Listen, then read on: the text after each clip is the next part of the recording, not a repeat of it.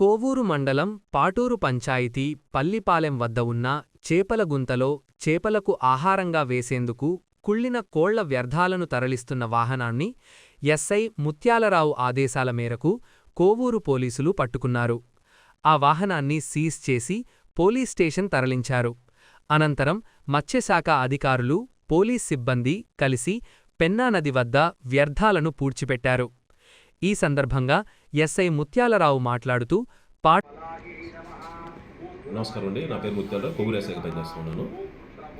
ఈరోజు night early అవర్స్లో chicken waste బండిని పట్టుకోవడం జరిగింది. ఈ చికెన్ వేస్ట్ బండి చెన్నై నుంచి వస్తూ ఉంది. కొవ్వూరులోని పాటూరు పల్లిపాలెం విలేజ్కి చేపల గుంట్లకి అని చెప్పేసి చికెన్ వేస్ట్ బండి తీసుకుని వస్తున్నారు మేత కోసం. దాన్ని మేము పట్టుకోవడం జరిగింది. అయితే ఈ కేసులో డ్రైవర్తో పాటు ఎవరైతే పాండ్స్ గుంటల యొక్క ఓనర్ ఉన్నాడో అతన్ని కూడా ముద్దాయి చేయడం జరుగుతుంది. వెహికల్ ఓనరు అందరినీ ఎవరిని వదిలిపెట్టేది లేదు.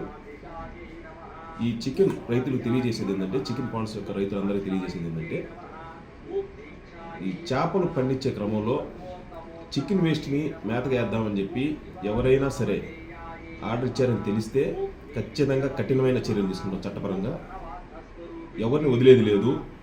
కాబట్టి మీరందరూ మామూలుగా మేత కొని వాడుకోవాల్సిందిగా తెలియజేస్తున్నాం రైతులందరికీ.